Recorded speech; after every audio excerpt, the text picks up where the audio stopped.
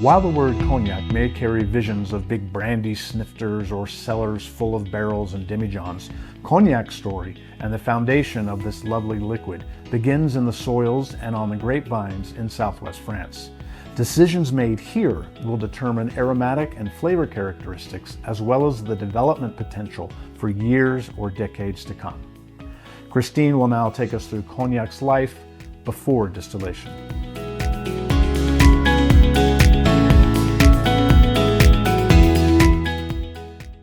Hello, and welcome to Cognac from Field to Fermentation. Two of the most famous brandies in the world come from France, Cognac and Armagnac. Today, we will be looking specifically at Cognac. We will first look at where the grapes are grown in the vineyard and follow the process from harvest through to fermentation. For an always interesting history of the region, check out the History of Cognac lecture. Brandy gets its name from brand wine, a term used for an old fermented spirit from the 1500s. This needed to be mixed with water in order to make it palatable. The name came from the fire used to heat the stills and evolved to the term brandy. These days is the term that is used for a distilled wine made from a fermented fruit. Starting with Cognac, similar to other products of historical renown, it often faced competitions from outsiders that wanted to get in on the name. Protections were set up through an appellation system. This means that the name of the product and often the method of production is protected by national and international law. As such, the name of the product and the place itself is protected. The Appellation d'origine contrôlée has rules and regulations on Cognac's production. So in other words, if you were going to follow the same steps of production and make your own brandy at home, you could not call it Cognac because you are not located in the region. When looking at the location of the vineyards of Cognac, it is quite close to the famous Bordeaux wine growing region, which has a bit of a maritime influence, meaning quite rainy. We have 6 regions where we are allowed to grow grapes for Cognac production: Grande Champagne, Petite Champagne, Borderies, Bois, Bois, and Bois Ordinaires.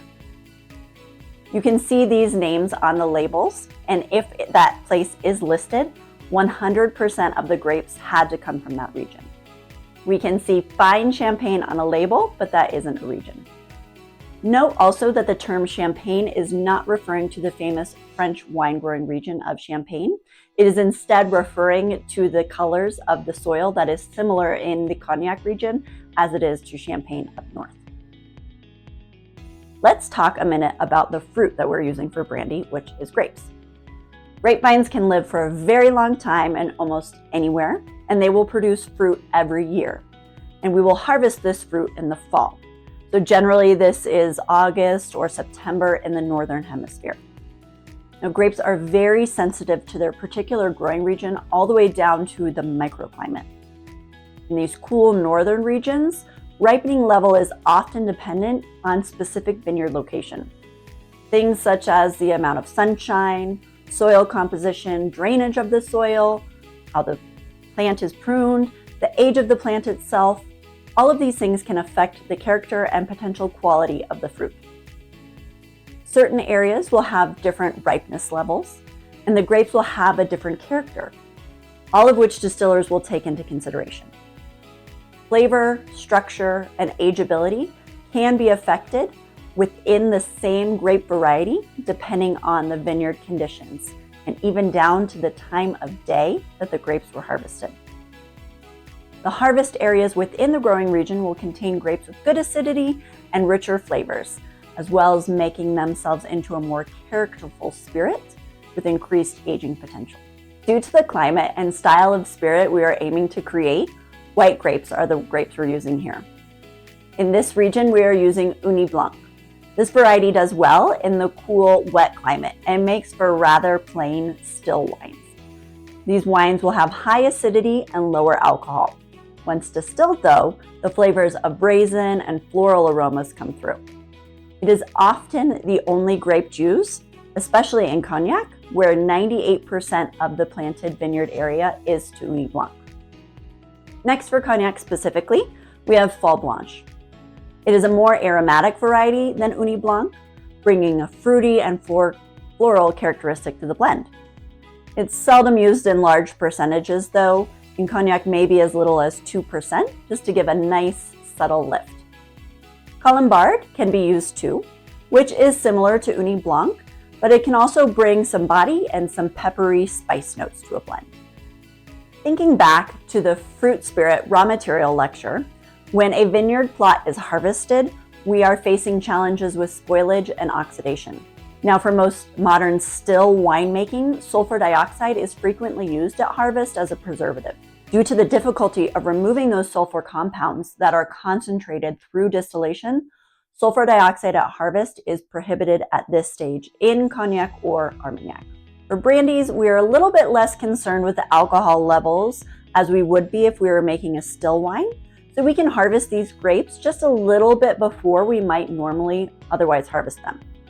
This means that there's a little bit more acid and a little less sugar, which does help protect the juice from that unwanted bacteria. We do still have a sugary liquid though, so we need to move fast, especially when no SO2 is allowed. So mechanical harvesters are commonly used. The next step in white wine fermentation is to get the fermentable juice out of the grapes. Grape skins, stems, and seeds all contain bitterness that will not help the final product.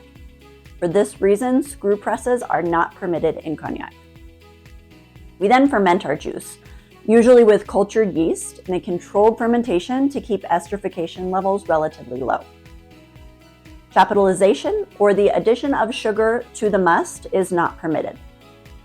The wines at the end of fermentation come out about 9 to 10% alcohol by volume, which lines up with the lower sugar levels of grapes grown in the cool Cognac region. At this step, we have a tank full of wine. We also have a lot of chunks of grape parts and dead yeast cells. The bigger pieces are called the gross lees, and we often filter these out. The smaller pieces, or the fine lees, may or may not be left in. A natural occurring bacteria called bacteria-based acid conversion, called malolactic conversion, is almost always allowed to happen and will happen naturally. This process, true to its name, changes the malic acid compound that is attractive to bacteria, spoilage, turns it into a more stable lactic acid. Typically, this newly made liquid is usually stored in a cool and inert container until we are ready to start distillation. Although we aren't going to distill quite yet though, because there's other plots to be harvested or other wine that needs to be delivered. So even with these lower ethanol levels, with malolactic conversion and high acid levels, our wine still can spoil, so we do have to be careful. In Cognac only, we can actually use just a low dose of sulfur dioxide for preservation of the wine. But remember, we cannot do this in Armagnac. All of this is happening in the fall harvest time. And the rules for Cognac mean we have to be done with distillation by April 1st, the following spring. Up to this point, we've been looking at this from the angle of being a smaller single producer. In reality, most production, especially in Cognac, is done by a specialist at each stage.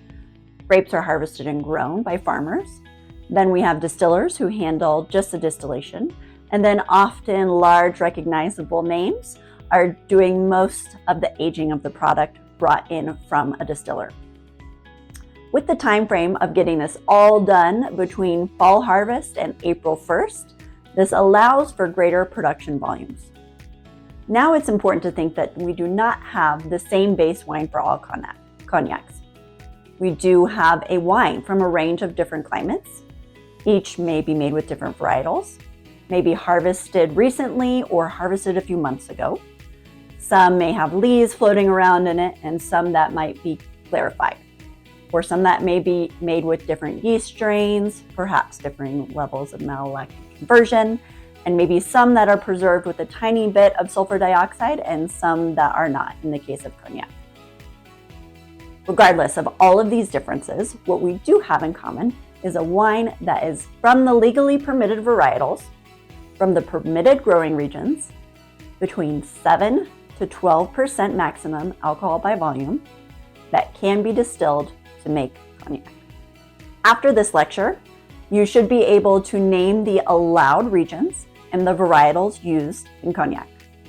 You should know how the grapes are grown and processed from field through to fermentation, and how the vast variety of wines used for distillation are created. Cheers!